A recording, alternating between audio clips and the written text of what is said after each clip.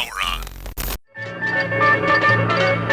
And now for another fast-breaking news story, we go to our roving reporter, the podcast, Sovryn Tech. Its host, Dr. Brian Sovryn.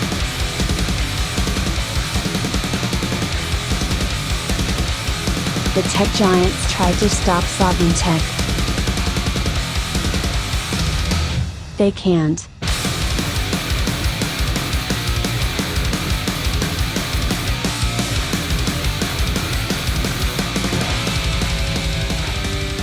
Woo! What you have got is the best in professional podcasting between your ears right now for a little, what I am calling, maybe it's not so little, but what I am calling a Sovryn Tech Supplemental episode.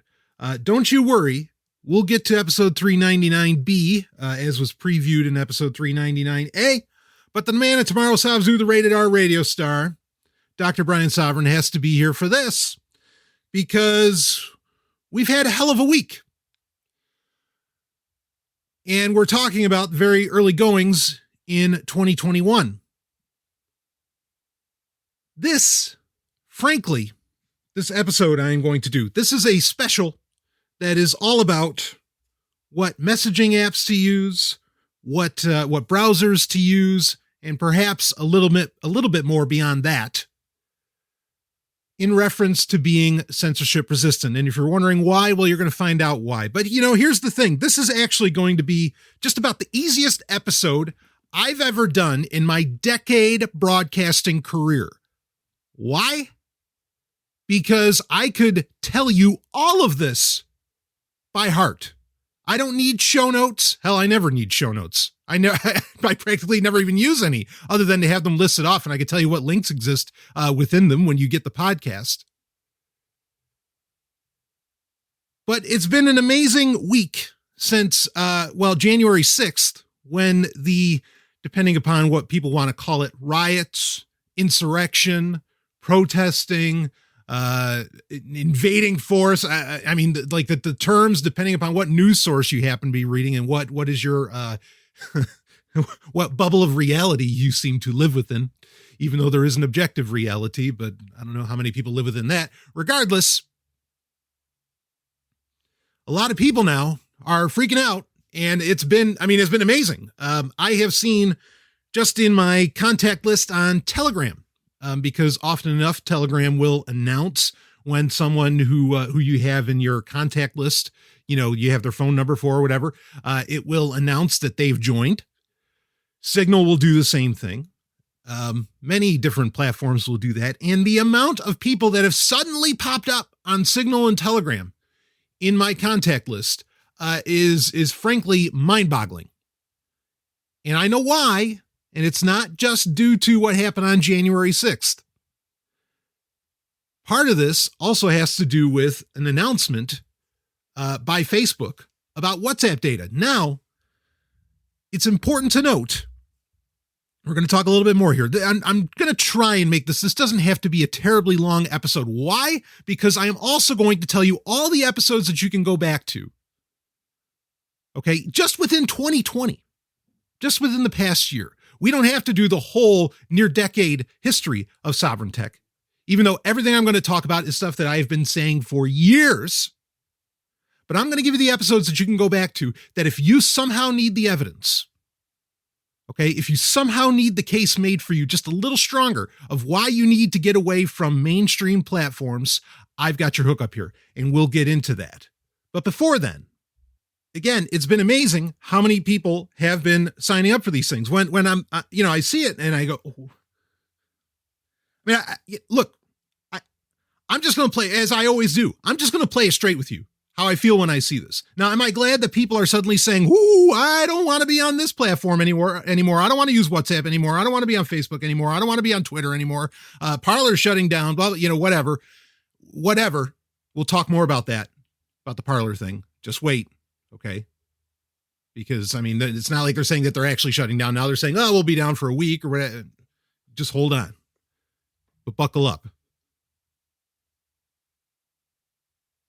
I'm going to be frank with you.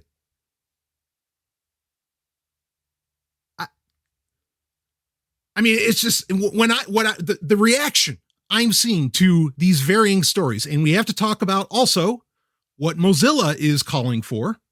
Also not a surprise for Sovryn Tech listeners, or at least it shouldn't be. But it feels like the rest of the world, or should I say Americans or whatever, whoever the fuck, I don't know, however they end up in my feeds and whatever. I just look at it and I go, oh, now everybody wants to use Signal because Elon Musk fucking said it. It's like, wow, how 2013 of you, you know, like, well, I just want to say to all these people that are suddenly signing up and like, oh, welcome to 2013. Except it's 2021. What took you almost a decade to get here? When the reason other people were already on these platforms is because we knew times like right now would come.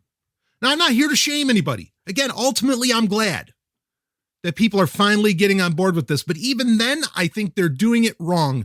And they're really just, I mean, it's 2 steps forward, 1 step back with a lot of the actions that they're taking. And I feel, and I've gotten plenty of these emails as well, because look, part of the reason I'm doing this episode, because I had a whole other episode planned, a completely different situation planned, but I have had such high demand in emails, tweets, in the Telegram group, elsewhere, you know, basically, or on Telegram. But basically, you know, people saying, hey, you know, what do you recommend? What do I do? What, blah, blah, blah, blah, blah, blah. And, you know, great. Okay. I'm glad you came here. But at the same time, I've been telling you what to do for almost 10 years. That's why I say this is going to be the easiest episode I've ever done, because this is all stuff that I've been spewing forever. Just now, finally, you feel like, oh, actually, shit, it is the nightmare that Brian Sovryn has been saying for so long, and now I must take action. Again, ultimately, I'm glad. But I have also gotten emails from people saying exactly what I just said, where I don't even have to say. I could just read it from people where they'll say, it's like, why are people reacting on Twitter like this? You've been telling them forever what was going to come, and that it would come soon, that it wasn't if, it was when, and that this is what you do when that time comes. Now, it's important. I mean, here, you know, some empathy for people, because this is a constantly shifting, shall we say, a shifting goalpost. Because, you know, an app one day is fine, the next day it's not. Right? There could be some crazy exploit that didn't exist yesterday, or, you know, that's a 0 day. We didn't know about it yesterday, at least. You know, or a browser could suddenly do a complete 180 in its philosophy. And then suddenly the browser that I've been, that I may have been recommending for years, suddenly I can no longer stand behind and tell people to get away from that. Now, there's something to be said within that point itself, that being, in fact, this gets into very recent episodes, as in like the past 3 or 4 episodes where I have made this comment. And that is that we really need to get to the point where we're not really making accounts and relying upon information within accounts within varying communication and data storing platforms that we use. And this should go so far is that if you are a Windows user, and I understand why some people have to be, whatever, okay, I get it. I mean, step 1 in this whole thing should be use Linux, okay? Even though if you listen to the most recent episode of Sovryn Tech, that being 399A, we talk about where the Linux Foundation is even engaging in some potentially privacy encroaching shit. And that ultimately affects your security, right? Anytime privacy is encroached. They're kissing cousins, privacy and security. But getting off of Windows, getting off of Apple, you know, I mean, that's ultimately step 1 here, okay? But regardless, we're going to break this down a lot further. I'm going to explain to you what you can use, perhaps what you even shouldn't use within that. But this list, this is your update, baby, for 2021. And feel free to share this around. But before we get into the solutions, why don't we talk about the problem? Okay. So I've had my I told you so moment, and I thank you for listening to that. But now let's get into what exactly is going on. And then we will get into the solutions for this. And I assure you, we have solutions. In fact, solutions that are about as hearty as it gets without going to carrier pigeons. You understand? So why don't we start off? I guess we'll start off with what happened with WhatsApp. Okay. This is the one that has definitely gotten a lot of people switching over to Signal or even to Telegram, and so on. So let's talk about that. Then we're going to talk about social media. Then we need to talk about browsers. Okay. And then we're going to get into solutions for all of the above. So opening it up. Actually, I'm going to read from the newsbitesapp.com, and I thought they had a fantastic compilation of what was going on. And this story is from January 10th, 2021. So that is, boy, is that today? That's today. Perfect. So let's read it. And because there is an update, this is something I wanted to say earlier that I didn't get in before we read this, is that, I got all those emails that I was talking about, either people congratulating me, on being right, or on, asking for help, or asking, hey, what's the score here? What do we do? Blah, blah, blah, whatever they ended up happening to be. I started getting those on the 6th. Okay. And I did not do an episode right away. Why? The reason being is that I wanted to wait to find out more information. I'm in varying groups, and of course, on social media, my feed leans certain directions. I try to keep things pretty broad. I have a very broad audience. I have libertarians. I have conservatives. I have communists. I have socialists. I have ANCOMs, whatever. I have all kinds of people that listen to the show, probably because regardless of your ideological persuasion, the solutions that Sovryn Tech presents apply to all, because I come from a singular position, that being individualism. I don't give a shit what you think, what you believe, whatever. All I care about is the individual, as Max Stirner would say, being the measure of all things. And that's how I measure everything. Every technology, every idea, every story that comes past the Sovryn Tech desk is measured by that, not the herd. So, that being said, why didn't I get into it? It's because I wanted to let some of these stories settle, because everybody, on all these other, I was like, oh, they shut down Parler. Oh, no, wait, no, they didn't. Oh, yes, they did. No, Parler's just having a server problem, and no, they shut it down. Or, what WhatsApp is saying, okay, we're actually going to collect, Facebook's going to collect your data now on WhatsApp, even though we said we wouldn't. And now Facebook is coming out as of today, January 10th. Facebook is coming out and saying, actually, no. Let me read the headline here from News Bites app. WhatsApp claims terms of service change only affects business accounts. Here's the rub. Okay, before we even read the story, if this were true that it only affects business accounts, why? And I know, because I have had to use WhatsApp. I no longer need to because of the present situation, the present climate that we live in. I'll explain more. But I logged on to WhatsApp because there is one client that just loved using WhatsApp. That person is now using Telegram, not without my prompt, by the way. He just went off and, and basically he said, yeah, sorry, I'll see you on Telegram. And I'm like, oh, well, don't worry. I've been there since the damned app came out. Please join me. So, but regardless, when I was, when he was letting me know, I had the terms of service had come up on my phone, and I had to say, okay, I had to accept it. Now, if this just was for business accounts, now, his account wasn't a business account. My account isn't a business account. Why did I get that?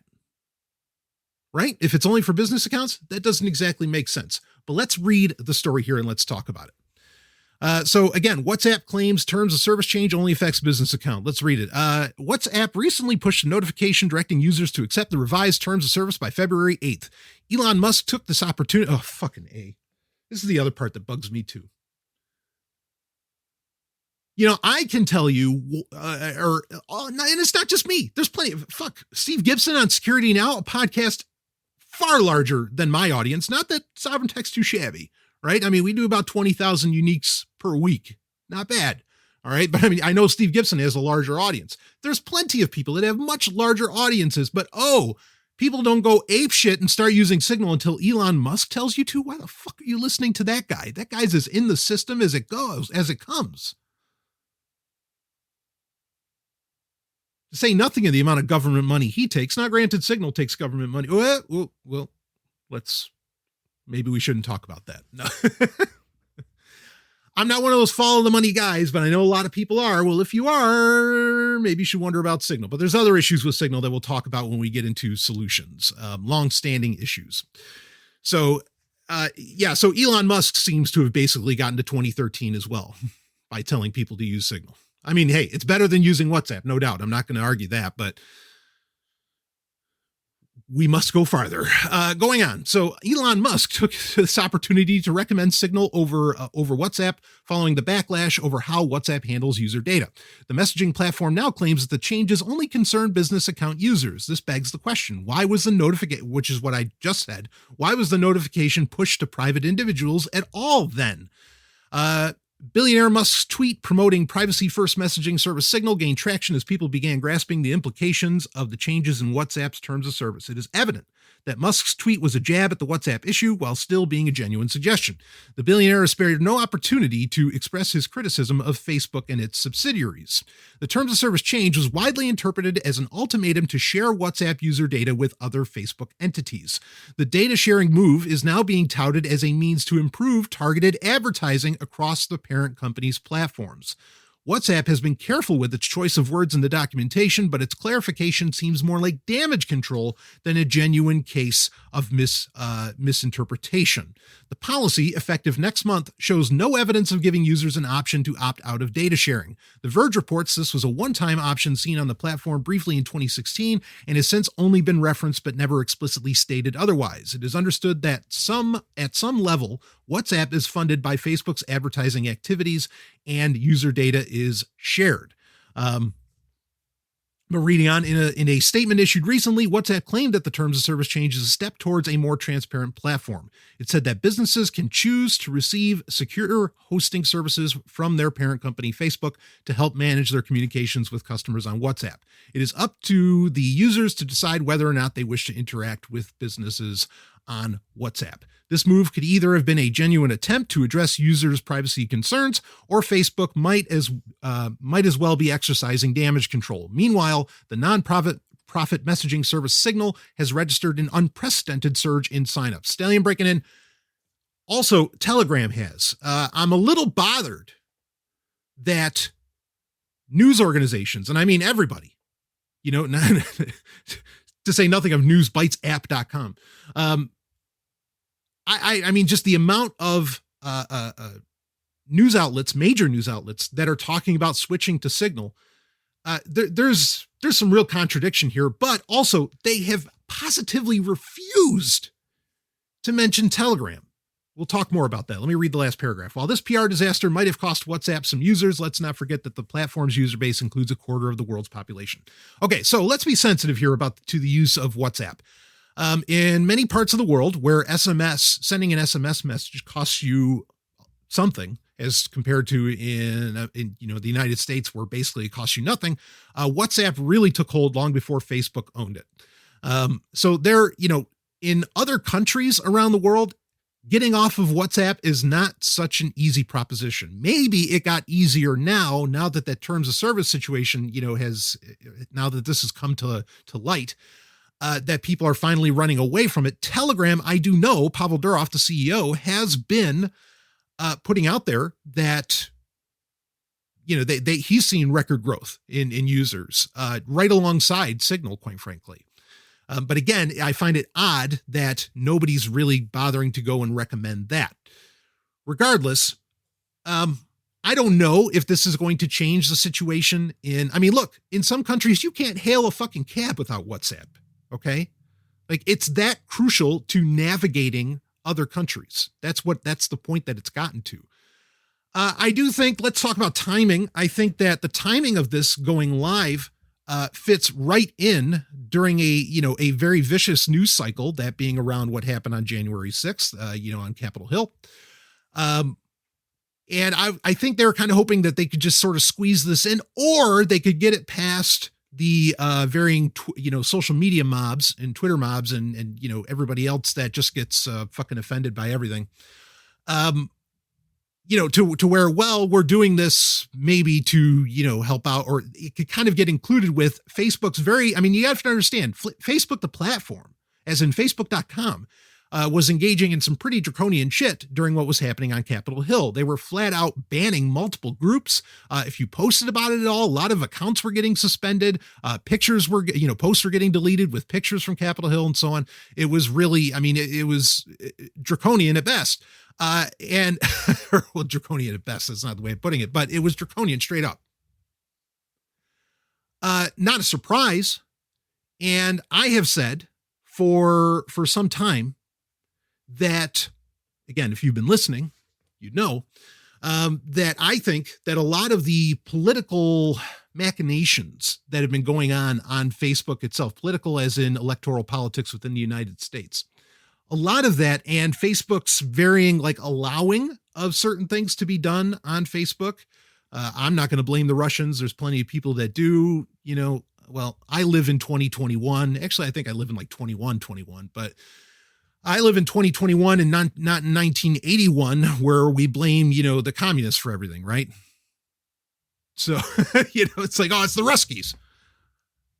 Never, ever, ever has Sovryn Tech, come out and said, oh, yeah, it was the Russians. I always find the evidence for that to be incredibly specious. And as I like to say, honest security researchers will tell you the same. But regardless, I think that Facebook has been basically planning this for some time. How do you put down political dissent on that platform? And Facebook, as I've also said over the years, has become a beast that cannot be tamed. I don't mean the company. I mean, Facebook.com runs under so many different algorithms. We're going to talk more about those a little later when we get into Mozilla, using Firefox. There's so many algorithms at play. There's so many different, frankly, behavioral experiments going on, and just the complexity of it. It's like how Google has to constantly changes its search engine rules and really it just ends up fucking with SEO, right? With companies that try to optimize SEO, they keep changing it. They keep moving that goalpost. Facebook kind of does the same thing, to the point that, but both Google, the search engine, and Facebook, the social media platform, have become so complex, not that they're alive, but they have taken on a life of their own that not even really Facebook, the company, can control. Okay, so that's important to understand. And some might see it as a message of hope that allows you to kind of game these things. Well, it seems like Facebook's solution to trying to tame the beast is to just put it down or put it to sleep. They're just not taking the chance. They're just objectionable, suspend account, delete post, close group. I don't expect them to be able, even if you're the kind of person that's oh yeah, these accounts have to get off of social media platforms, blah blah blah. There's no real solution for this. Okay. In fact, I'll quote Bruce Schneier here, another fairly honest security researcher, at least when it comes to tech itself. And the quote of his goes something to the effect of that no technology is going to solve these problems. And if you think so, you don't understand the technology. So anyway, you may think that you can somehow, because Facebook is a beast that can't be tamed, you might think that somehow you can game it. No, because now they're just shutting things down.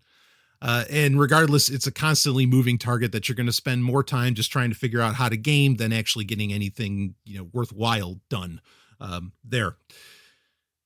So there's a lot that we could really say within that itself, within what's happening with social media. We'll get into that more when we talk about what's happening with Parler and about how really social media is by no means the place to engage in activism, perhaps never really was. And if anything, never will be again, because we are seeing, what level of control these companies are willing to put in. We'll talk about that more with Parler, but let me finish up with WhatsApp here. This is not new news. I've never recommended using WhatsApp. There were two key points of many, but these are two key ones that kind of can lead you down, a bit of a primrose path. One is that there was the genuine terrorist attack, as in because people, or it was an attempted bombing. I don't think the bomb actually went off, but I want to say this is in Beirut back in 2014, not long after Facebook had bought WhatsApp. But it was made fairly clear that the authorities used the terrorist WhatsApp data to, put the kibosh on their bombing plans. How did that happen? Now we don't have a lot of clarity on what WhatsApp data and how all of that, whether it's just metadata, what it was, how that happened. But it did happen, and it was stated that WhatsApp data was used to stop them. And this was at a point when WhatsApp, now granted it didn't have signal encryption at the time, like it does now, where it uses the signal protocol, or what used to be called axolotl. But it was still supposed to be encrypted and so on, and Facebook was not supposed to be touching that data at all anyway. But they handed it over as is. So even though that kept people from dying, let's be clear here that was Facebook handing over WhatsApp data, no problem, and that they were touching that data and they had access to that data, even at a time when supposedly there was still some kind of security around WhatsApp. And actually, that was in the early stages of when they were sending out, I believe, that's when they were sending, or they were pushing out the end-to-end encryption using the Signal protocol. Now, the other part was that Moxie Marlinspike, the creator of Signal, or, the guy that started Signal, and, kind of the main brain in many ways, I guess, behind the Signal protocol, when WhatsApp announced that they were implementing the Signal protocol, he used very particular terms. He said something to the effect of that it's a pretty good implementation of the protocol. He didn't say it was great. He didn't say it was perfect. He used very particular language that led me to believe. Now, understand, Moxie Marlinspike is an anarchist, or at least he used to be. I don't know. I mean, people can change, and it doesn't seem to get talked about as much. But I know at least at one point he was. Just like the CEO of Telegram, Pavel Durov, is also an anarchist. Which I, of course, think is a good thing. I am basically what people would call an anarchist as well. So, for him to kind of let that cat out of the bag, and for the founders of, or at least one of the founders of WhatsApp, to basically leave Facebook and go and fund Signal, those things lead me to believe that, okay, yeah, they put the Signal protocol in, but what did Facebook do in the underlying code? And, this is something to keep in mind for as far as using Telegram.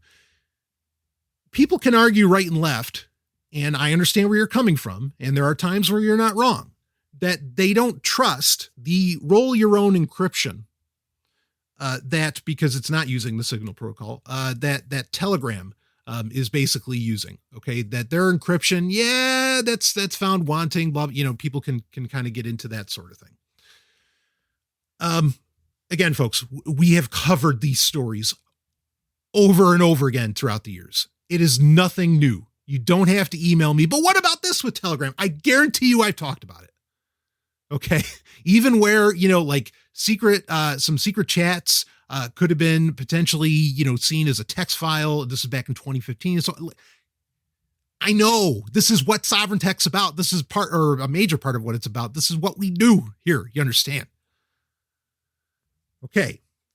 But it's important to bring up that on iOS and on Android, Telegram is the only messaging app that has a completely open and verifiable code base. The only one. That's it. End of story. All right.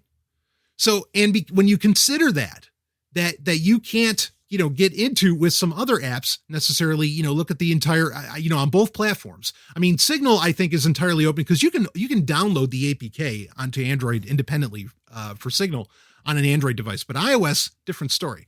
But Telegram's the only one that you can verify on both platforms. That's important to bring up. My point being is that there are elements of the code base that could potentially be a problem that you're not seeing for WhatsApp.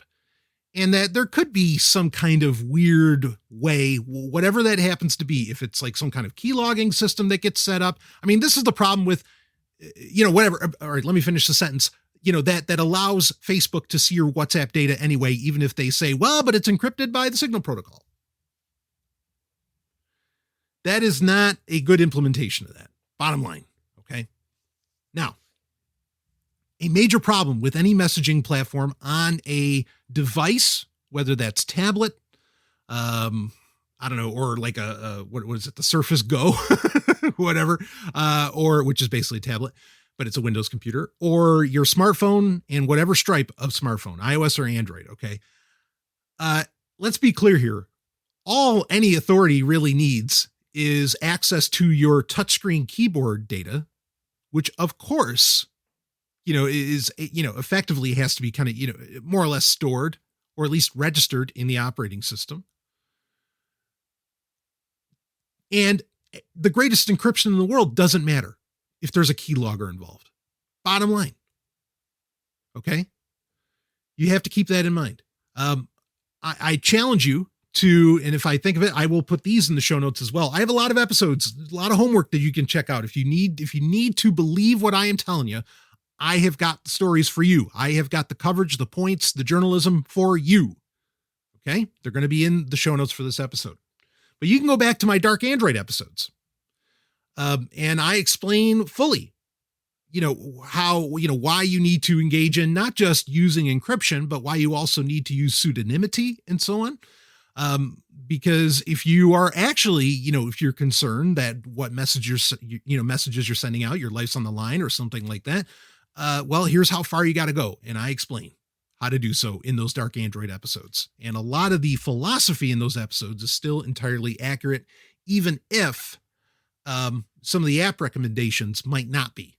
But the philosophies themselves are right on. In fact, I even talk about some of that philosophy in the Dark Android book, which you can find at darkandroid.info, that you can purchase. And I mean, it doesn't go into like, I don't go to the extremes that I did in my Dark Android episodes, but the book certainly explains how far you really need to go to have actual privacy and security with your communications. So WhatsApp, don't trust it. And I'm glad to see a lot of people are finally leaving it behind, and myself included. Now that final client has walked away from it, I don't have to be on there either anymore. And I am living the Facebookless life. No Facebook account, no Instagram account, no WhatsApp account, gone. So anyway, let's get into another story because we got to paint more of this picture here. And let's start talking about social media a bit since we were just talking about Facebook. Here's a story from NBC News. Let's read it. And then we're going to talk about Mozilla, and then we're going to get into all the solutions, okay?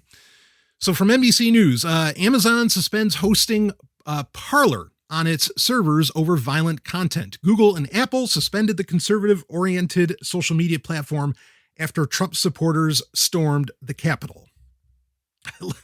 The comments I want to make about that whole situation on the Capitol. But that's not what this episode is for.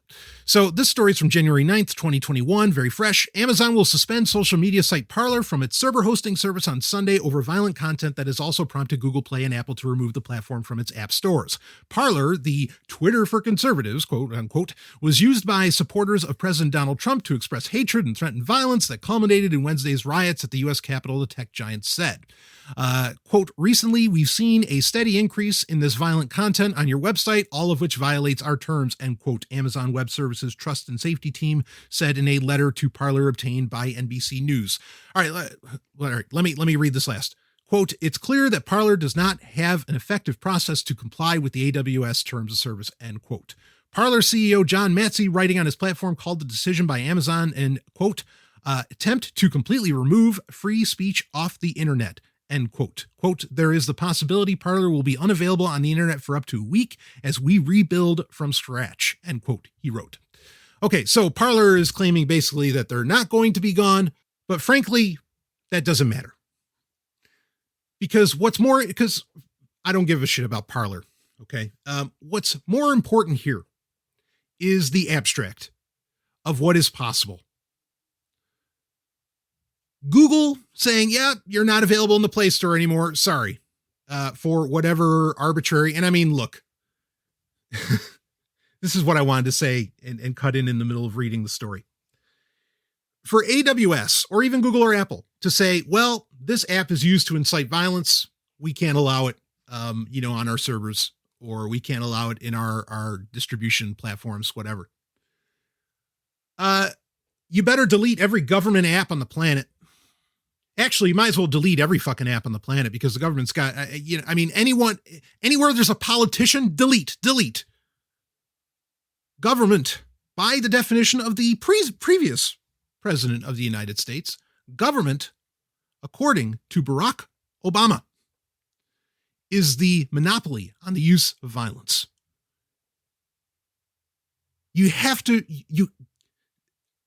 I am so glad that he was honest, because you have to, take that phrase apart. He is inherently stating that government is violent. He's saying, well, it doesn't have to use violence, but we have the monopoly on its use. No, government is inherently violent. Why? Because if you don't do what government A says, even if, say, you're some kind of a good citizen for government B, just because you're in the region of government A, oh, motherfucker, you're in trouble. And if you don't comply with whatever the authoritarians are saying to you, yeah, you can go to prison, or it can end with the butt of a gun. Or not the butt of a gun, it can end with the business end. That's violence. That's the constant threat of violence. So this is horseshit on the part of the tech giants. Okay. That's ethics 101 that everybody basically wants to have cognitive dissonance about. Somehow that government can actually be okay. No, government is the constant threat of violence. Regardless, let's talk about it. So here's the thing, is that the internet is a centralized beast.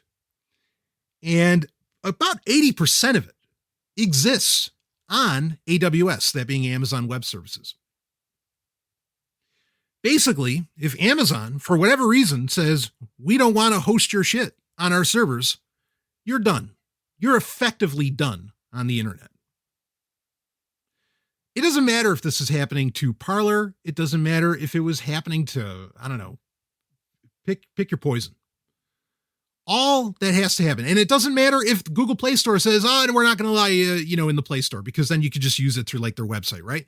Through a website, or, the App Store could do the same thing. Well, you could still end up using it through a website, right? Kind of like how, ironically, you can't buy Kindle books on an iOS device, but you can buy them through the Amazon website in Safari on an iOS device, right? It's just stupid. You can still read them. You just can't buy them. All these kind of, there's always ways kind of around this shit. However, what there are no ways around is that when the companies that control these servers, or perhaps even that control the DNS, right? Like Google, when they say you're not allowed, you're fucked. And this is the problem with having a centralized platform. So, what's the easy solution? Well, not to say that it's necessarily easy. It can be easier, but some people just got to fucking watch Netflix. It can be easier, but the answer is peer-to-peer connectivity. The answer is having multiple internets, not just one big bad internet. Sovryn Tech's been saying this for practically a decade. And now you're suddenly seeing, oh shit, we have to have that. Is it possible? Well, when we get to solutions, we will talk about it. But basically, anything you're more or less hosting online through, these asshats is potentially up for grabs. Okay. Let's move on from that. So you got that story. Let's move on to, because I think this is something that a lot of people are running. Like now they're, okay, well, where can I go if Parler's not viable, if Twitter's not viable, if Facebook's, suspending accounts willy-nilly, where can I go? The sad part is nobody's really coming out and saying, gee, maybe social media is just a horrible fucking idea. I would say it is, and I can give you the evidence, but we'll move on from that. We'll talk more about that when we get into the list of episodes for you, and when we get into solutions. Let's move on to our next story, the next big picture of this nightmare. It is, I got to be clear here. It's amazing that this has all happened within a week. That, the internet went to what people perceived as free and open, to use the word again. I know I've been using it a lot, but went to draconian almost overnight. And, there have been companies that have been around for a good long while that have been clamoring, that have been real warriors, as it were, for having a free and open internet. And rightfully so. I'm glad they were out there. One of those was Mozilla. But I noticed the use of past tense. Here's a story. Let's skip the middle guy. Let's not bother with the middlemen here. Let's go right to the Mozilla blog at mozilla.org. And let's read what they have to say. Headline, January 8th, 2021. We need more than deplatforming. I just did a double take around the studio. What more is there than deplatforming? Just the headline alone, talk about draconian. Let's read it. There is no question that social media played a role in the siege and takeover of the U.S. Capitol on January 6th, the takeover. Since then, there has been significant focus on the deplatforming of President Donald Trump. By all means, the question of when to deplatform a head of state is a critical one among many that must be addressed. When should platforms make these decisions? Is that decision-making power theirs alone? Let me comment on this quick. Twitter finally banned Donald Trump's Twitter account, which I've been saying for years on this show. He is breaking every terms of service on the fucking internet. Get him off. Talk about somebody threatening violence. He would do that, 6 ways, not 6 ways to Sunday, 6 ways in one day, every day. It seemed like. Talk about proof that government's violent or is inherently violent. For Twitter to, for old Jack Dorsey there to finally say, okay, that's enough. What? 2 weeks before he's out of office? No, you're Twitter. You are pandering. And that pandering thing, and who are you pandering to? You're pandering to the social media mobs and to, look, when you get in the real world, people are far more reasonable. And I don't want to necessarily make fun of people when you actually get them in the real world, but there is this, there's this MMO being played online, called US politics or even global politics, but it's become an MMO. As in, massive multiplayer online game. It's World of Warcraft for politics. That's what's going on. It has some real world consequences, make no doubt, but everybody's kind of they're loving getting to play along with that. Even the politicians are playing along, they're the I don't know, the Lich King just kind of waiting for the party to arrive. And it's madness. But Dorsey is absolutely just pandering right now. Of course, maybe so is Mozilla. Let's read it. But as reprehensible as the actions of Donald Trump are, the rampant use of the internet to foment violence and hate and reinforce white supremacy is about more than any one personality. Sure, President Obama made it very clear that he's good at killing people. He actually said that. He whispered it to somebody with a laugh. Said, yeah, I'm really good at killing people. Anyway, yeah, so, I don't know, deplatform him while we're at it. Going on, Donald Trump is certainly, is that not a threat? I say get them all off of this fucking shit. These fucking politicians, they're all scum. And all of them have been throughout time. Reading on. Donald Trump is certainly not the first politician to exploit the architecture of the internet in this way, and he won't be the last. We need solutions that don't start after untold damage has been done. I know, you're thinking, maybe Mozilla's going to come out and say, you know what, social media is like the lead pipes to Rome. Yep, it advanced things and gave some people some incredible luxuries, but it also drove them all mad. Is that what Mozilla's going to say here? Are they going to put out a little bit of sovereign tech message as well? I wish. Reading on, changing these dangerous dynamics requires more than just the temporary silencing or permanent removal of bad actors from social media platforms. Boy, bad actors. I know that that's a term used in security. I understand. I'm cybersecurity specialist, but it's just, it's punny, right? To call it, because that's politicians. They're all bad actors. And I mean, Donald Trump, even more so. The guy is just a reality TV star. He just happens to, his TV shows in the White House now. Oh, anyway, so here we go. This is Mozilla's recommendations. Additional, precise, and specific actions must also be taken. Reveal who is paying for advertisements, how much are they paying, and who is being targeted. Now, I want to talk about this for a second. This is a little bit of a problem, because this speaks to what Facebook was saying with WhatsApp, in that, well, really the changes we're making to terms of services to help out with better targeted ads. Targeted ads. I'm going to use this phrase again. Ask an honest security researcher. Targeted ads are one of the best and easiest ways to track you, the individual. Now, they want to know who's paying for these advertisements or whatever. Like, so what? What? You want to know that it's the Russians? As if somehow, like people in America aren't, or, companies in America aren't, or that the American government that might be funding somehow these. I mean, like this speaks to so many big issues here. There's no good guys in any of this. You understand? Like the idea is that we want to know who's paying for the advertising. So if we can, point at the Russian government, okay, well, is that going to go across the board? Can we point at, I know, look, I was in the US Army. I was in psychological operations. I understand how, shall we say, other governments like to pay for propaganda to go out there. You're going to highlight the US government while you're at it? Even when Trump's not in office? I don't know if Mozilla is going to agree to that. But that's regardless. Let's move on to the next one. Commit to meaningful transparency of platform algorithms so we know how and what content is being amplified to whom and the associated impact. Now, this transparency of platform algorithms. Does that sound okay? Kind of does that sound like, oh, that might not be a bad idea. Let's know about all the algorithms being used. Yeah, in a way, I'm okay with that. I don't want it to be a law where, you have to basically force by the gun Facebook to admit to all the algorithms that they're necessarily using. But here's the problem with that. Even if this part of it was somehow on the up and up, Mozilla, speaking of the gun, shoots themselves in the foot. Here's the next part. Turn on by default the tools to amplify factual voices over disinformation.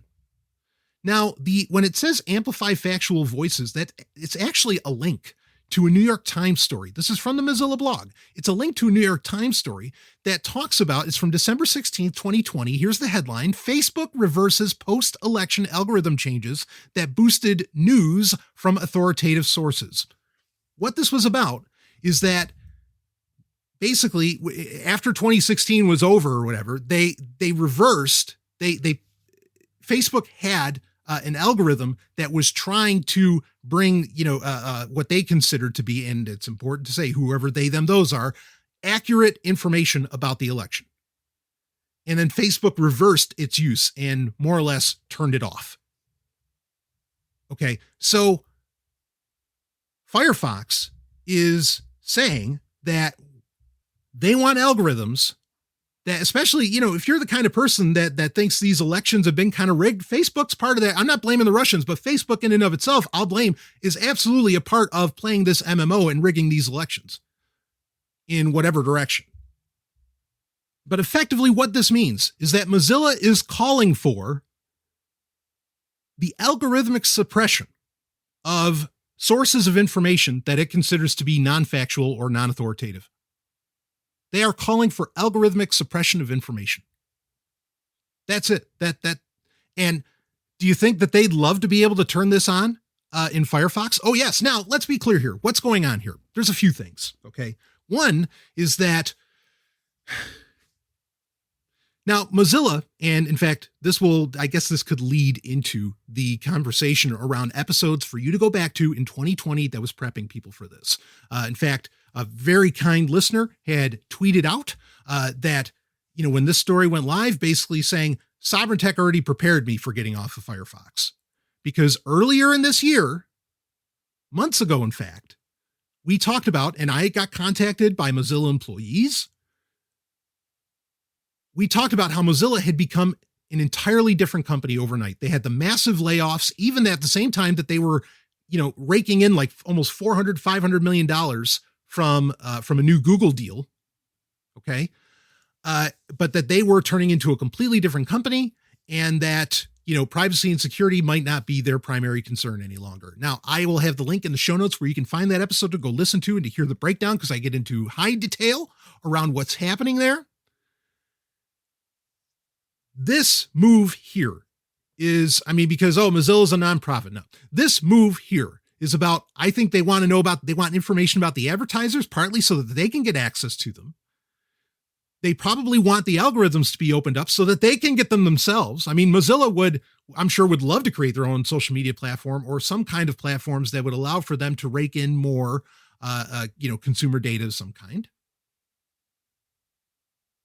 All of that aside, Mozilla still, they don't command a large user base. In comparison to, a lot of minor browsers, sure they do, but Chrome is, still well over, beyond 50% of internet users are using Chrome as their web browser. Firefox is basically in a minority, even though you could say it's arguably, one of the big two, or if you want to go so far, one of the big four, that being Edge, Safari, Firefox, in Chrome. This is, I hate this term, but this is kind of virtue signaling, right? Like, this is them trying to attract a user base online that will, again, it's trying to attract the social media mobs. It's trying to attract the MMO players. It's so funny because you got people who are like calling the guys that, or, not the guys, but the people that stormed Capitol Hill, like they're calling them LARPers. It's like, yeah, but everybody online is basically playing an MMO. Like, you're all faking it. You're all full of shit. And that goes, and I don't care what ideology, conservative, liberal, whatever, you're all full of shit. Anyway. You're performers. You understand? We'll get into this more when we get into the solutions, but like, if you're feeling like your voice needs to be necessarily heard online and you're trying to like draw an audience and all this crap, like, you're a performer. It's not really you talking. When you're typing something out on Twitter, are you thinking, what will other people think about this? Or are you thinking, what do I want to say? I guarantee you most people are the former.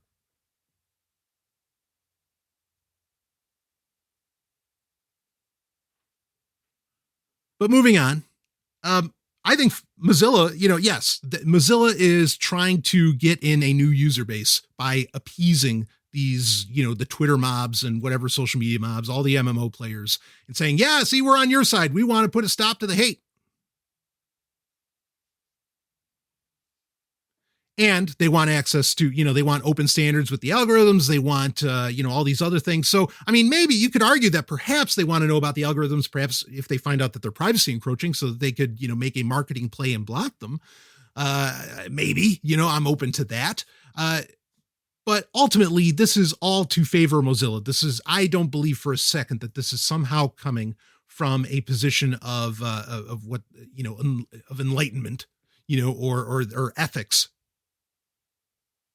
If they had ethics, they wouldn't have pulled the stunt they did earlier this year. This is a very new company. Okay. You cannot trust Firefox like we did in years past. And I was one of you who did. But I absolutely will not support a company that is calling for the algorithmic suppression of information online. Fuck you. Go ahead, delete it right now. When I tell you to delete it right now, why don't we get in? Let's start talking about some solutions. But before we get into solutions, quick, this is part of these solutions. I want to list off the episodes where everything I've been saying thus far in this episode, I'm regurgitating me. Okay. These are things that I've been saying for quite some time. And even just in 2020, let's talk about it. So one thing that you might find of particular interest. Okay. Well, no, let me save this part. Let's go to, here we go. So, here's some key points, some key takeaways, but you can go back and listen to them just to see that, Stallion's not riding any kind of, there's no bandwagon here. This is what Stallion lives and breathes and has been talking about on Sovereign Tech, and it's part of Sovereign Tech's philosophy, and it's been so for the years that it's been aired. So we'll start off with, episode 380 of Sovryn Tech. This episode, in it, we talk about how, and this is from 2020, we talk about how Google Drive was removing video files being shared privately because those video files were sharing information that the authoritative sources did not find okay. And of course, they had to do with COVID-19. But again, you think, oh, you might even be paying for a Google One account. And, well, I'm just hosting a video and I'm sharing with people. Google says, well, misinformation, delete. So nothing's safe on Google Drive. That's important when we get into solutions. Let's go to the next episode from this year.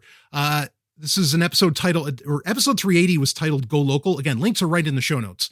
Episode 386 was called The Last Phone. In that, we talked about how Pavel Durov, in openness, in proper openness, in fact, brought up how Apple is suppressing, on Telegram and other messaging apps, the sharing of certain messages. And like, they basically, like these messages, basically you could be in a group.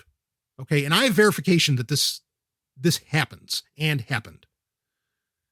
You could type something out in a group. And if you are on an iOS device, or let's say other people who are, on their desktop client for Telegram, or they're on an Android device, they could be having a whole conversation.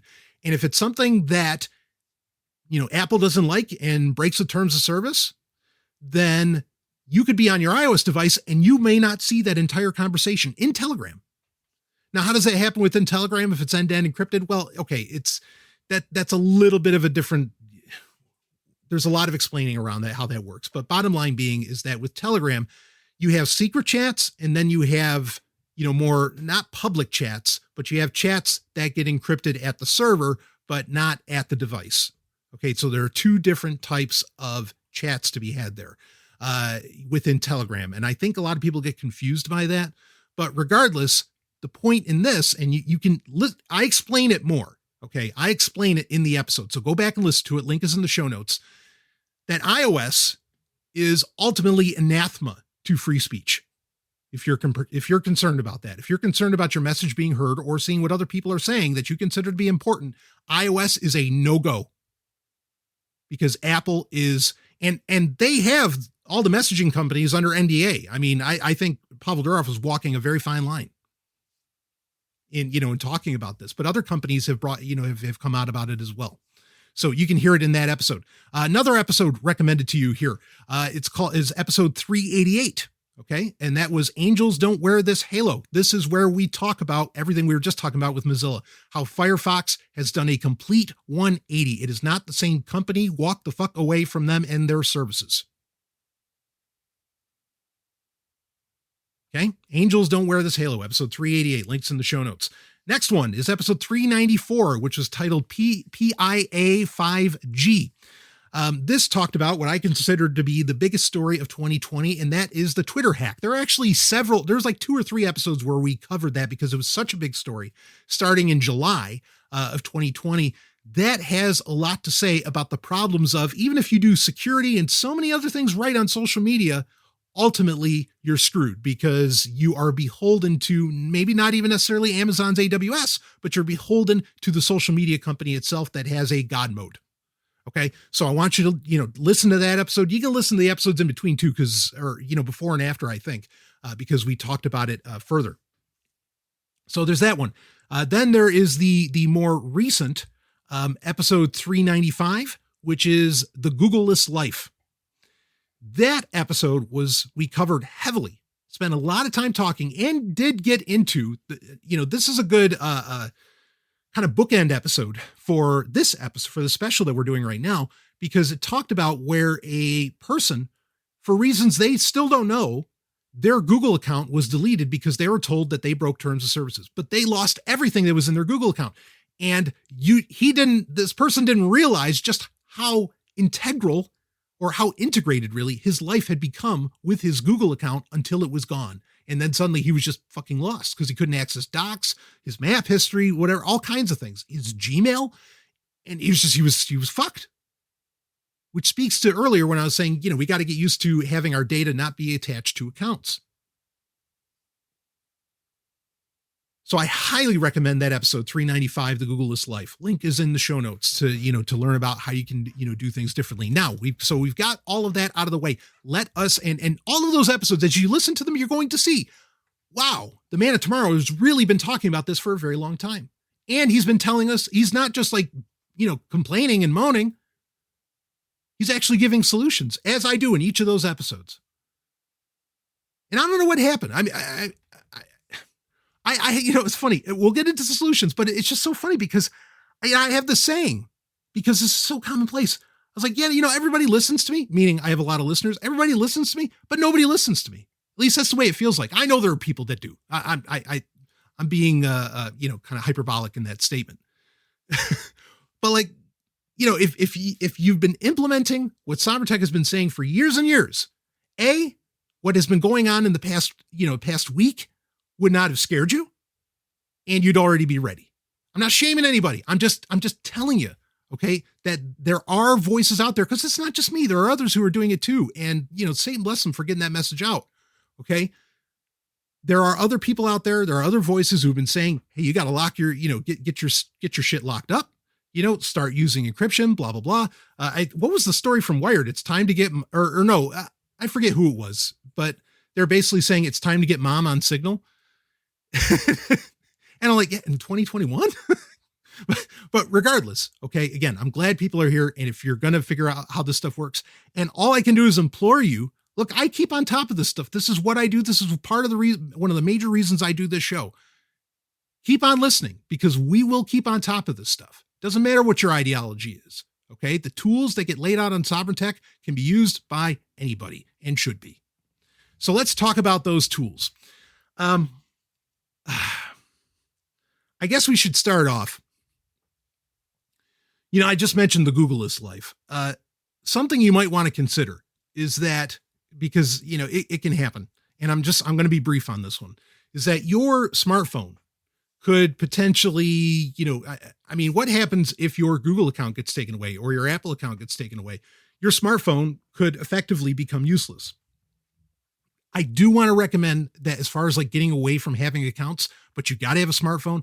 There are Linux smartphones. That's certainly a thing.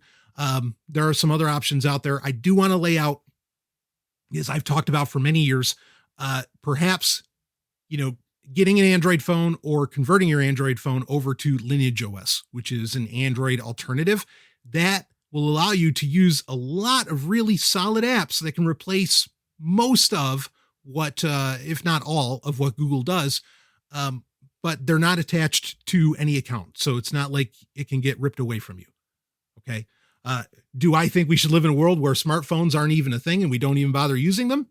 Yeah, I wouldn't mind that either. But I know that's an extreme that many people won't go, but that's something to consider. And a lot of these solutions I'm going to talk about are available via Lineage OS using an app store called F-Droid. Links are in the show notes for both of those if you want to start checking those out. And and even right down to maps, you can use OSM which uses OpenStreetMaps data. That's available on F-Droid. And anyway, check that out. So, okay, let's get into it. I guess we'll start off with, since we started off with WhatsApp, let's talk about solutions as far as messengers go. And that is, we did mention Telegram. A lot of people are jumping onto Telegram. Telegram is better in that, now, granted, like I said, with iOS, the results may vary, but that's true for every single messaging app, not just Telegram. Telegram was just honest that it was happening. Telegram is great, I think, for groups. I think it's a great social media alternative. Okay. The one thing that it doesn't have is like threaded messages. It doesn't have which is popular in Facebook groups, is the threaded messaging, where you can make a post, or threaded post, I should say, where you can make a post and then you can have a thread underneath. I do wish Telegram would have that. They're kind of implementing that in channels. Okay. And look, Telegram is so feature rich. I'd have to do an entire episode on its own to describe everything that Telegram can do. Okay. I know people are kind of worried about Telegram. There is the near me feature that Telegram has. People are freaking out about that because they're saying it's being used to potentially trace you and track you. That's a story that's come out recently. That is not on by default. That is something you have to agree to turn on, and just don't agree to turn it on. So, there's that. But Telegram is really kind of the best catch-all against any services you suddenly stopped using. Like basically, if you just got off of WhatsApp and Parler for whatever, Telegram is a great place to run to. Some people want to run to Discord.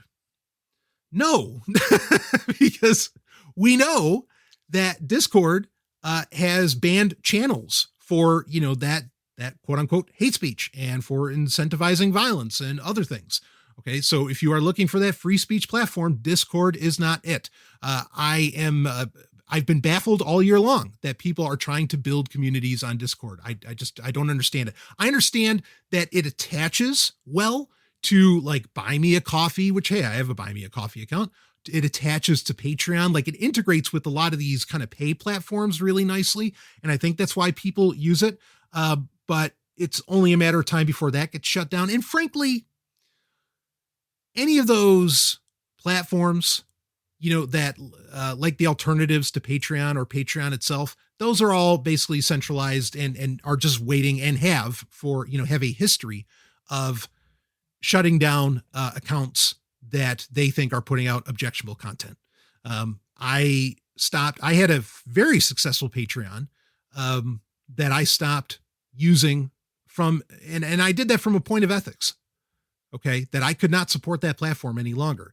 I walked away from that, and I have to admit, I walked away from some okay money on that, and money that I've yet to recoup, even though I have offered alternatives. And I'm not blaming anybody for that, because I know these other alternatives are a pain in the ass, but a lot of them ultimately are kind of failures. Buy Me a Coffee doesn't seem too bad because I don't necessarily have to post the content there, and you're just sort of supporting, me in that. But also it's not like a great platform in that sense, even though I know you can kind of take advantage of that. But really, just doing dealings in raw cryptocurrency is about the best way to go. Okay. And just putting out there on as many sources as you can, the available account for people to donate to you. Like that's the way to get funded for your media. In fact, that's an episode I didn't, before we talk further with the messaging, that was an episode that I also have linked to in the show notes that you might want to check out. It was called Sovryn Tech's Dark Podcasting, How to Make Content That Can't Be Shut Down. This is how to do a blog, how to do a podcast, all these things that is censorship resistant and identity resistant. Link is in the show notes for that. If you want to check that out, because I think a lot of people might find that really helpful right now. And I reiterate a lot of these points in that also. But let's move on. So Telegram is certainly a great option. The encryption, the concerns around that. Again, if you want to, if you're looking to have those life or death conversations or something, and you don't want to use Telegram, not even the secret chat. Okay. There are alternatives, certainly. But then I would also argue get away from smartphones entirely if you're thinking that seriously about it. Something that I think there's long been an active campaign against, albeit a quiet one, is the use of IRC, Internet Relay Chat. This still gets used heavily by developers as well as activist groups. And it is very tough to shut down because it's just one of those old technologies of the internet that nobody can really deprecate. And you can shut channels down. I mean, there are ways to go about that, but really it's a very, very tough platform, medium to track people on and to even like track conversations on. Google doesn't search IRC channels, so IRC, I think is the real winner here, even though that's not encrypted. But it's an option that exists. I mean, even Sovryn Tech still has an IRC channel. It's had one for years. It's on Freenode. It's just, hashtag Sovnet, SOVnet. But anyway, something that's kind of considered the new IRC and that some people see as the potential platform for everything is Element.io. Now, we've talked about this throughout 2020 because earlier in the year, they had said that they wanted to go fully peer-to-peer, which would be a great move to go to. And they do encryption. They have had their share of security issues that have happened over the years. But Element.io, Apparently channels are getting taken down on that. Accounts can get taken down on that when you're doing them through matrix.org. You can host your Element channels elsewhere. Element looks like, it actually kind of looks like IRC, but it allows for a whole lot more. There's video chat, audio chat, direct messaging, channel messaging, and so on. I mean, it's a very full featured platform. When that goes peer-to-peer, I think that might be a far more interesting option. But really, I think Telegram is the far easier for people to jump onto. And, look, even if you consider Telegram to be a half measure, that is the one half measure where if it gets people off of Facebook properties and even Twitter or whatever else, great. And then we start leading them just further down. And if Element goes peer-to-peer, then we start maybe leading them that direction, okay? So another one that's only available on Android, probably because iOS would flip their shit if they let an app on that could do all this, is Briar, which I have been a supporter of for many years, even before it went to 1.0. Briar is not unique, but fairly unique in its ability to work without a data connection, okay, or work without an internet connection, I should say, more particularly, where you don't need a 4G, 5G, 3G connection of any kind. It can just use Wi-Fi direct, or it can use Bluetooth. It does encrypt and channels all messaging through Tor. It does have kind of like a quasi blog platform built into it. It is only for Android though. Okay. I gotta be very clear about that. And it does have like a kind of like message board services built into it, and then it has direct messaging as well. I love what this does. There were, it used to have the problem of that you had to have somebody like to get somebody else's key to be able, public key to be able to communicate with them, over Briar, because you can still use, your data connection to communicate long distances, but you had to have the person right in front of you, or you had to do some kind of funny trick, I don't know, over a video platform of some kind. That is no longer true. So Briar is a great option here that a lot more people should be looking at. However, Briar does not, everything is held on the device. There are no backups anywhere. So if you lose your phone or you lose your Android device, everything you had on Briar is gone, is basically gone with it. All right. So that's kind of a, for a lot of people, I think that would be a big problem.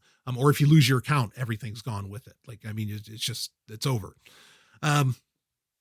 Another option coming down the pike that we will have to see, it'll have to get hammered out, but they are going fully open source. And it's important that things are open source so we can look at the code base. That's not a guarantee that it's secure, but it at least lets us even pretend to be. And that is Threema.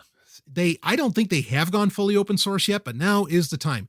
Threema is a great option because unlike Telegram and other services like Signal, it does not require a phone number.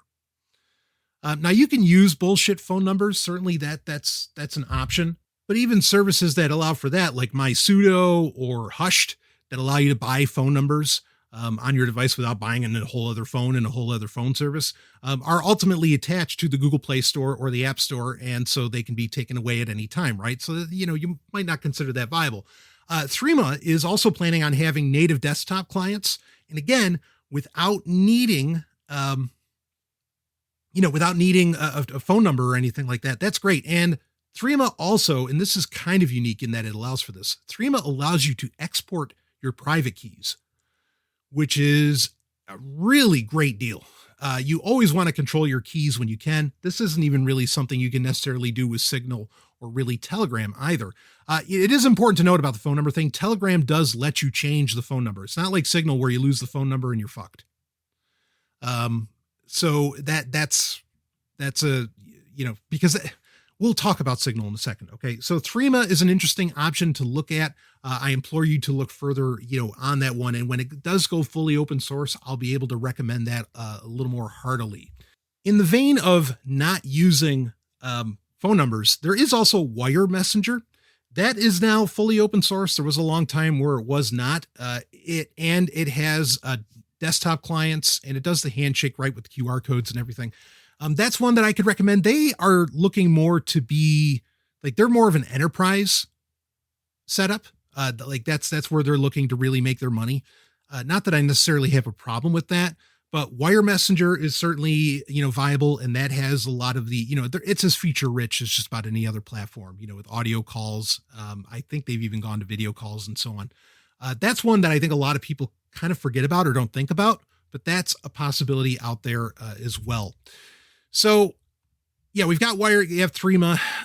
Let's talk about Signal for a second. So part of the problem with Signal, because that's what apparently everybody should just fucking be on now. Part of the problem with Signal is the requirement for phone numbers.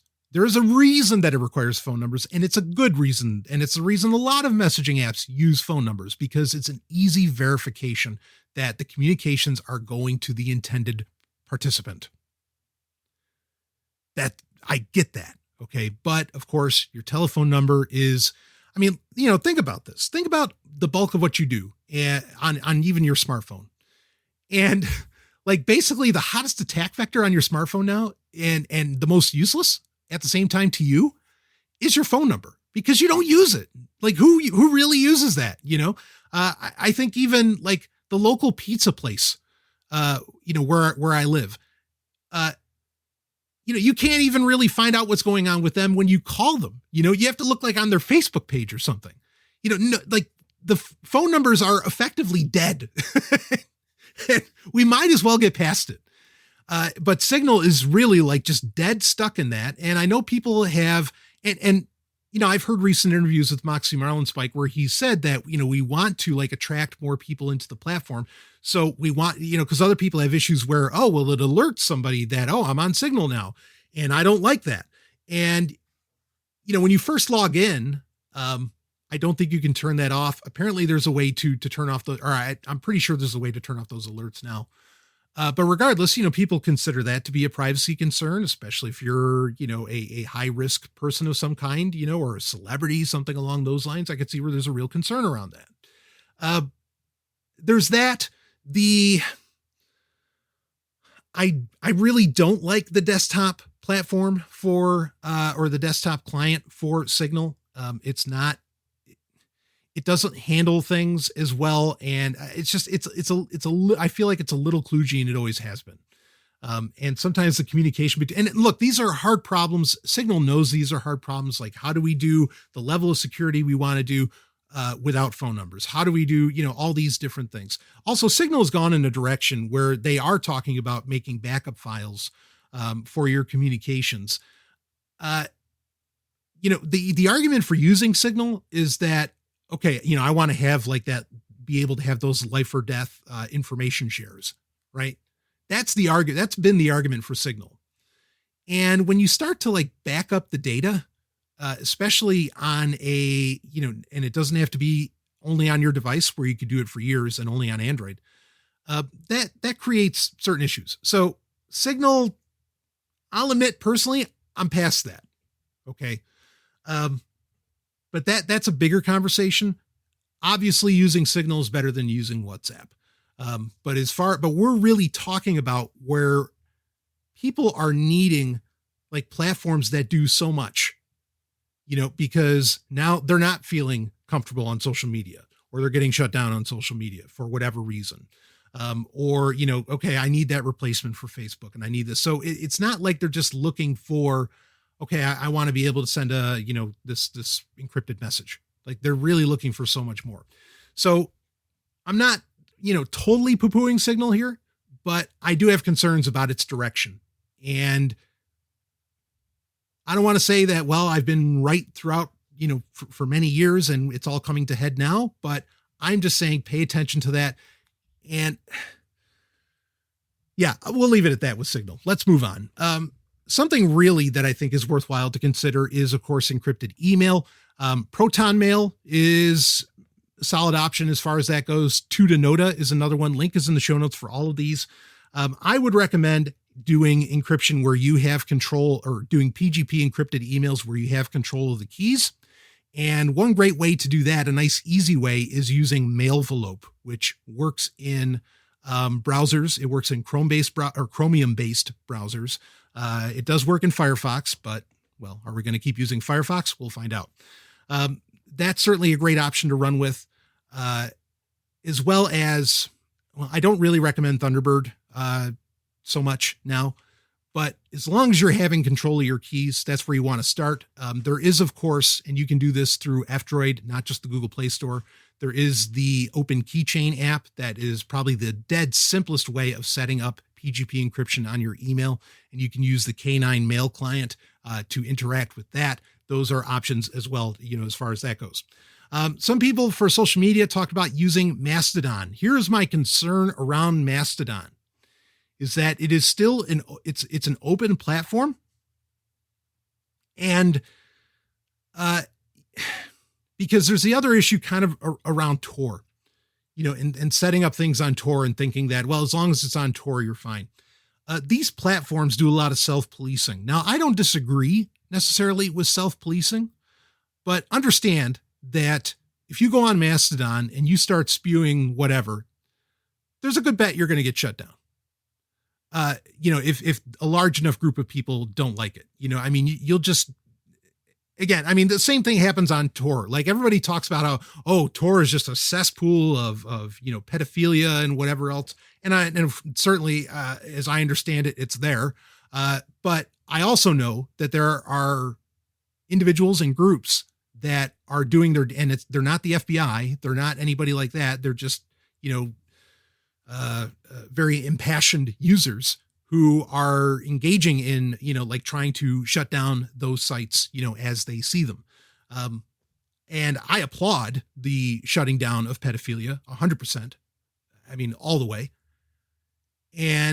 But let's be clear. There's no but there, though. Let's be clear that the mob mentality that is happening online on any kind of major platform is getting to that self-policing standpoint where if enough people disagree with you, they're just, it's digital ostracization or ostracizing, and you're just, you're going to get shut down even on something like Mastodon. And I've heard of cases where it's happened. So I'm not even so hot on that because that sort of thing happens. And I don't want to do anything about that either. Like, understand, just like on Tor, if Tor users want to, of their own accord, go shut down those sites, just sharing deplorable shit. Hey. So moving on, just be aware that that's how that works. Moving on. Before we get into the browsers, everything that I just told you, ultimately, guess what? Not good enough. Not good enough. Here's what I would recommend. Okay. I would recommend, as best as possible, like walking away from the centralized big bad internet as you can. I have been a strong proponent of using NAS, using a network area storage. Okay. For a very long time.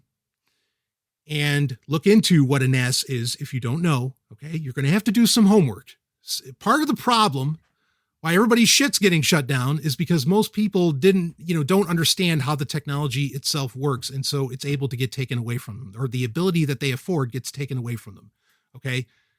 If you want to continue to use stuff online, you got to learn some things. And Sovereign Tech listeners are brilliant. I know that. I'm just saying, if you share this with your family and friends or whatever, I'm let them know you're going to have to learn some things to do this right and to keep these abilities that you have come to enjoy in the 21st century. So I recommend getting a NAS. Now, Synology, I've been a big fan of that for a while. However, Synology, one could argue, is not 100% open. And so you might be worried that Synology could shut you down and keep you, because Synology uses Quick Connect, which is a platform that they host, and that could effectively get shut down. So if you really wanted to be censorship resistant, you wouldn't even use Synology. But Synology is a very secure platform for what it is. And I would argue largely a private platform. I'm just saying that it's not entirely censorship resistant.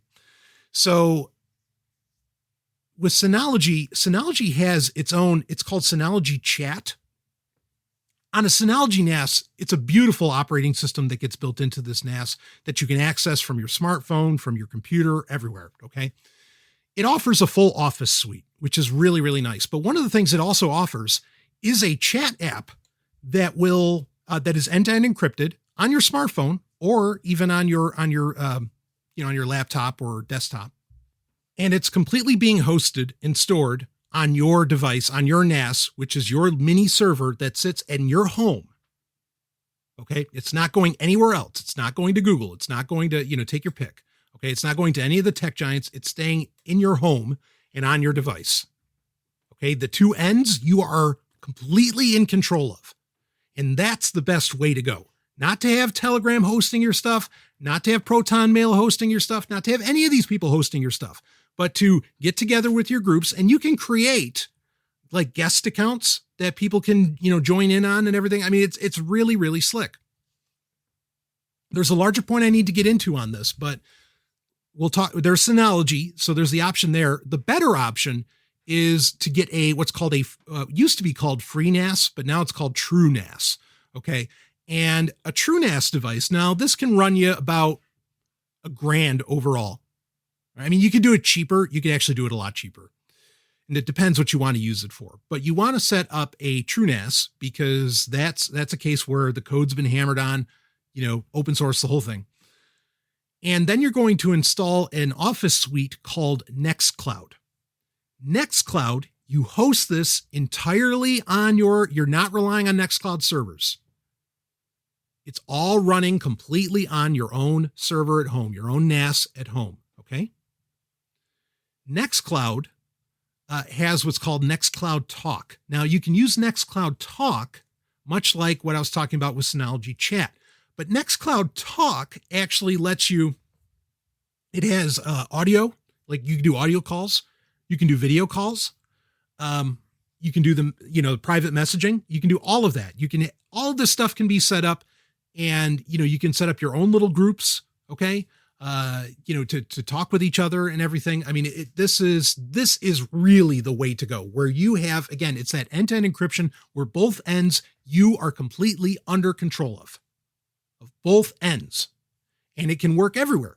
You can have it on your smartphone, and it, you could be in another country from where your NAS is, and you can, communicate over it. That's, in my opinion, that's the way to go. Now, if you want to go so far as to, well, what if, I'm a target and the FBI, goes after my NAS or something like that? Well, I mean, if you want to go that far, there's ways to, put it somewhere else, but regardless, there you go. I think that's really, the Nextcloud solution is about the best one. Now here's the rub with all this. Okay. Is that a lot of these things, because like Nextcloud or Synology, setting up our own NAS and so on, and having our groups and whatever, and inviting people in on that, that allows for kind of a peer-to-peer solution, kind of. We could ultimately have, the multiple internets like we've been clamoring for years on the show. The biggest problem, the biggest hurdle is streaming video. Forget about video. Okay. Just forget about it.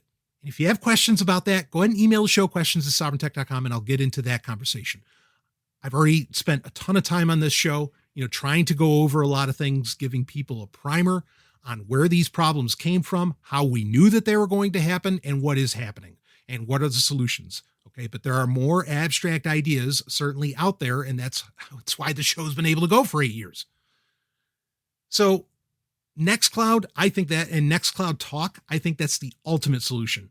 And however you want to implement that, it doesn't even have to be necessarily on a True NAS, but however you want to implement that, I think that's really like the best way to go. But that does raise the question of, it's not like I'm the only person that knows about this. It's not like Nextcloud doesn't do very well for itself. Obviously, a lot of people know about it. So why isn't it wildly popular if people care about not being censored and so on? And I think part of that comes down to is that it's not about for most people, it's not actually about having secure communications. It's not about getting the best information. It's about getting to be a prima donna. And if you want to be a prima donna, none of these solutions are ultimately going to work. That's just not what these are for. But then what is it that you want? Do you want information able to get shared? Do you want information to be preserved? And do you want to communicate privately and not get shut down by Amazon or whoever else? Or do you just want to become some kind of like, I don't know, Y-list celebrity? You have to ask that question. And I mean, you could still be the Y-list celebrity and you can listen to my dark podcasting episode, I guess, and maybe that would help you out with that. But ask yourself what you're really looking for here. What are the real, what's the best solution? You have the only way you can really answer that is if you know what you want. And I think it's important to ask that question. You might not like the answer that you come up with of what you want, but ask that question.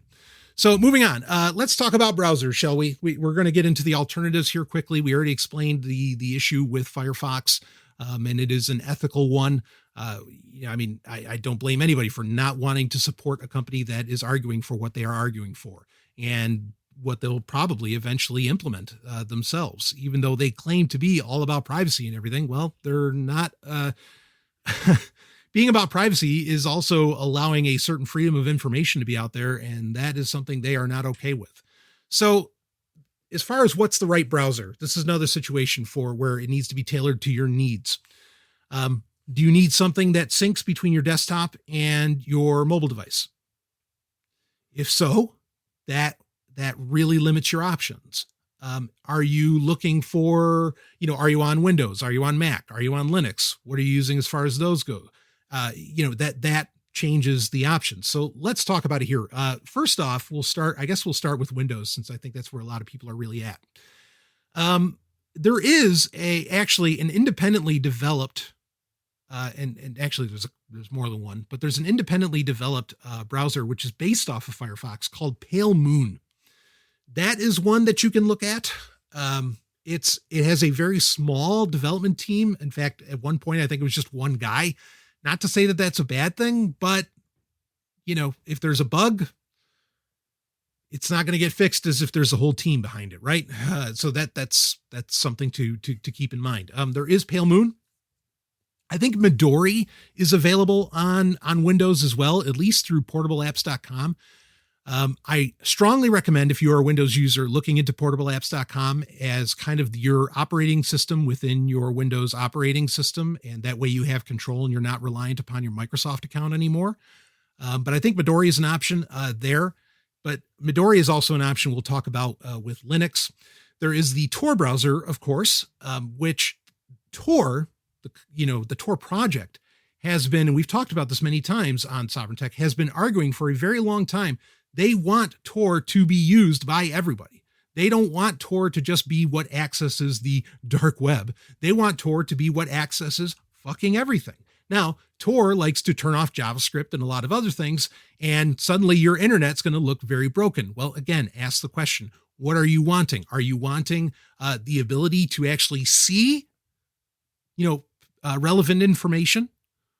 Or are you wanting a pretty internet? Like which do you want? And it's not that we can't have both. We can, but there has to be a groundswell that occurs that argues for a change. So the Tor browser is certainly a possibility there. I mean, I have argued for a long time that, if you're using Windows, you might as well use Edge, right? Partly because you don't have to make another account, but now we really want to get to the point where we're beyond the use of accounts. And also Edge has the problem where it's so tied in with the Microsoft security on Windows 10 that I've had a lot of false positives on downloads that, I tested Edge, the new actually Credge, which is the Chromium-based Edge. I tested it and that just got to be too much. There were just too many false positives, and you can't even fully turn off the security features in Windows 10. You can only temporarily turn them off, which is a problem in itself. So Edge, I'm not going to recommend so heartily. If you don't mind, if you're looking like, well, I don't want to use a Chromium-based or a Blink-based web browser. Okay. If you don't want to use a Blink-based web browser like Google Chrome. Obviously, I'm not arguing for using Google Chrome ever at all. If you're wanting to stay away from Chrome, that does limit your options. But if you don't mind Chromium, the engine, then using Brave is certainly an option. and they are all about privacy, and we haven't really heard anything from them as far as clamoring for any kind of action in any of the recent situations, the recent climate that we're in. So Brave is certainly an option there. There is Opera.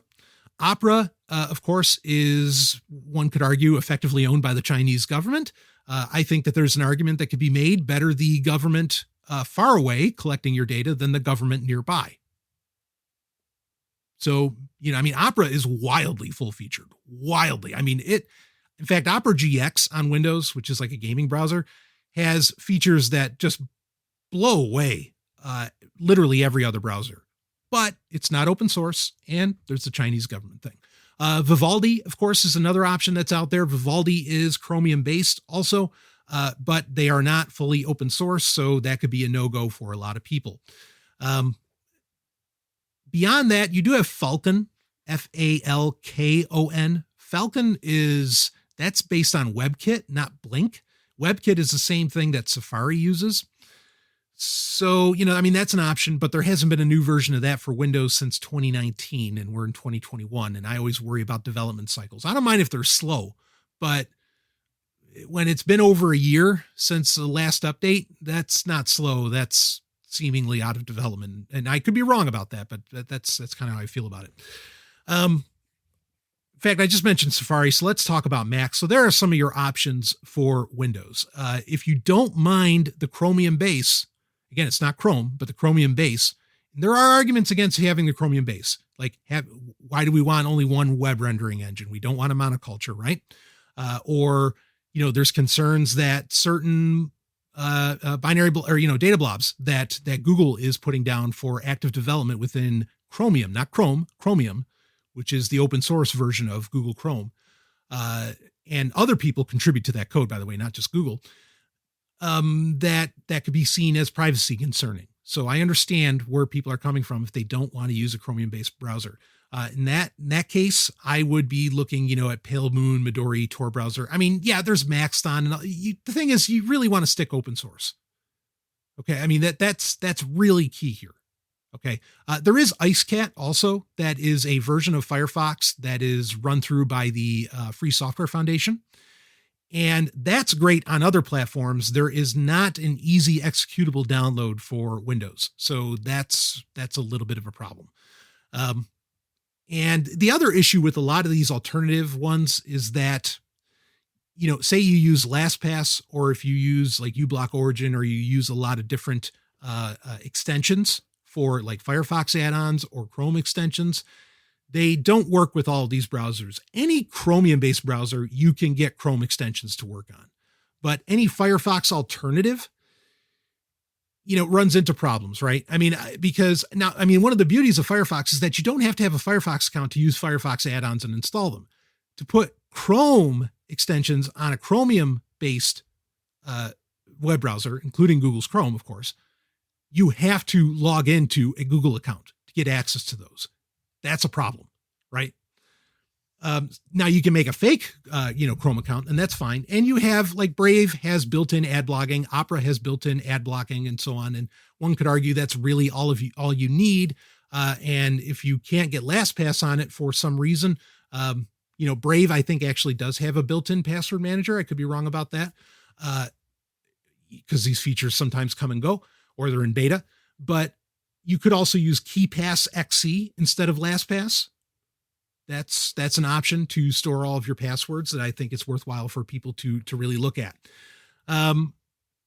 So anyway, we're going to talk about Mac. Let's talk about Mac. Now, Brave is available for Mac. Of course, so is the Tor browser. With Mac, I think no brainer, just use Safari. That's it. That's the end of the story. With Mac, there's no reason not to use Safari, in my opinion. It's a great web browser. Fantastic. And it's as open as anything else Apple is that you're using. So just use it. That's it. There's no more conversation. Okay. Just use Safari. It's WebKit. It's not even Chromium based. It's great. So Linux, let's move on from that. Linux, you do have the aforementioned Midori, which again does not have a lot of extensions. So that could be a no-go for some people. There is IceCat, which does allow for the use of add-ons. that is made by the Free Software Foundation. IceCat is a fantastic browser that I recommend using. There's Conqueror, which is developed by the KDE team for Linux, which of course is one of the mainstays in Linux. Conqueror is a good option. The extension thing is, the extension concern, if you're big on extensions, Conqueror won't really be the way to go. Chromium is regularly offered in like the Snap Store and other app stores or other app repositories on Linux. And that's just open source Chromium. You could go with that and you would be able to get access to those extensions once you log into the Google account. Brave, of course, is available on Linux. Another fine option. If you don't have a problem with the Chromium engine, you really have a lot of options. And because Brave is also available on Android, iOS, it's all over the place. Opera is also available on Linux. And of course, Opera has its own store, its own extension repository, I should say, and it has uBlock Origin and LastPass and a lot of other ones where you don't need an Opera account to do it or to use them. So, but again, remember that it's not fully open source and you are sending all of your data effectively, to the Chinese government. Maybe you're okay with that. Maybe you're not. Again, I really would argue that better the government that over there than over here that has your data. And of course, there is the Tor browser to use as far as Linux goes, which is really the best place to use the Tor browser anyway. So on iOS, you can use, if you do use Brave, I would use Brave across the board, or if you do decide to use Opera, I would use Opera across the board on your mobile devices as well. Unless you are using Lineage OS and just F-Droid on your Android device and you don't have the Google Play Store, then that's not necessarily an option. But then you're probably also not needing to sync your, whatever websites that you're on, in between the devices, or you found a clever way to do that, without logging into an account, right? Again, it's really key, I think, that we get away from logging into accounts. Just use apps dumb. Okay. One thing I'll tell you, this is really a place, and I wish DuckDuckGo would do this. Of course, you want to use DuckDuckGo as your search engine. Okay. I wish DuckDuckGo has great Chromium-based browsers. Well, actually, it's WebKit. Everything's WebKit based that's on iOS. Okay. DuckDuckGo has great mobile browsers. I wish that they would step in right now and say, okay, and do kind of like the Free Software Foundation, where we're going to do a custom version of Firefox, but it's going to be DuckDuckGo. And, we're not going to put any of the bullshit in there. We're even going to remove Pocket, right? Because that's closed source. I wish they would do that. I really do. But the DuckDuckGo, it's a terrible name. Great company, terrible name. DuckDuckGo makes a great browser on Android and on iOS. I really recommend that, using that if you want to on mobile. I think that's a great option. Unless you need to sync your browsing history, but then of course, keep in mind what comes along with syncing that browsing history, right? So those are basically your options. Brave for most people is probably the best option because it still allows for the use of extensions. Or if you don't want to use extensions, it has ad blocking built in. It is open source. It's highly compatible with most web content, if not all. That's really a direction to go. But I would not put all your eggs in one basket, as it were, with any browser. Okay. Constantly, especially if you're logging into that browser with an account of some kind, just don't do it. Constantly back up your bookmarks, store your passwords, not in LastPass, store them on KeePassXC, and because that will work with your browsers, even though it's a independent piece of software. And doesn't have to necessarily be attached to the browser itself. These are the directions that I think it's time to start going, because if Mozilla is calling for, no, we need to crack down on the internet, just don't rely on any web browser company, really. In fact, that's my concern, is that down the line, I don't see any reason why Brave wouldn't do the same thing. I don't have indication of it yet. But at the same time, when things get bad enough and regulation comes down and whatever else, and Mozilla's calling for regulation, I have concerns. So the open source, you want to go with an open source browser as much as possible. If you have concerns around the Blink engine / Chromium engine, I understand. But I gave you some options there as far as ones that use, alternative rendering engines. Okay. And of course, and if you're on Windows, please consider getting off of it.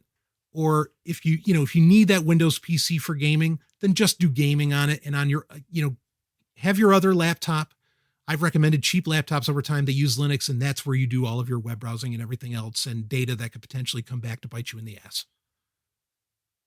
Do that elsewhere. Do that on another operating system. Do not put your life on the line, and our digital lives and our meat space lives are incredibly intertwined. Do not meld them on a Windows machine. Okay. Please, it's time. If you are terrified by what's been going on, there is a learning curve involved. Okay. To protect your data and yourself. Here's a great place to start with this episode. I don't think I need to say a whole lot else. There are plenty of solutions out there. There are alternatives to go to that are openly developed. There might be a feature here and there that doesn't work as nicely. Which do you want? Like I said earlier, do you want the pretty internet, or do you want the one that allows for the truth to get out there and for genuine connection to happen? Your choice. So I'll wrap up this special of Sovryn Tech with that. This might as well be a Sovryn Tech episode. It ended up going almost 2 hours.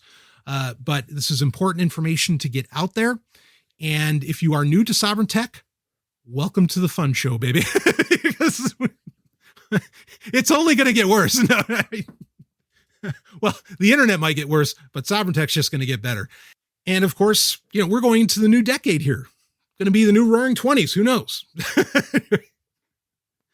As long as you keep control of your data, and this is how. Let's build the systems that are censorship resistant, that are even identity resistant. They exist right now. You can jump on them. Do so. I'll see all of you, on the other side. I know you thought it was over. Here, I got to add this in because someone just brought this to my attention about Telegram, because there are people asking for the server code from Pavel Durov. That being, the code on servers could be wholly different from the code that you get to look at, which, like we said in this episode that I just recorded, that it doesn't, that those are code bases that you can look at completely, whether it's on iOS or on Android. Okay. But the server code could be something totally different if we don't get to look at it. And Pavel Durov has repeatedly basically refused, and he has different arguments as to why, to not share that server code. So the server code, one could argue, might not necessarily matter if you're doing the secret chats end to end. Okay. But the real thing here is that, and this doesn't change anything that I said in the episode, and this is why I'm bringing this up. In the episode, when I listed off all of the messaging alternatives, right? Telegram, Element, Signal, all of them. I said, ultimately, all of them aren't good enough, except for maybe Briar. All of them, they're not good enough. Okay. And that what you want to look at is using your own server, right? That being having a TrueNAS, having an xCloud setup. That way, that code is open and readable from stem to stern. Okay. And this just drives my point home on that. So I wanted to make sure that information got out there before somebody brought that up. So just a little bonus couple minutes at the end of the episode before somebody, brings that up. But that's why I said none of those are ultimately really good enough. Telegram, as I said in the episode, is a half measure. Okay. It is not the end all be all, but I do think that it's a good solid half measure because of how feature rich it is. So for me, my ultimate answer, Nextcloud Talk, or, things in that vein where you are controlling both ends of the conversation. And it's all being done in kind of smaller groups, but just wanted to make that point clear. So that's it. I'll see all of you, really, this time, I mean it, on the other side.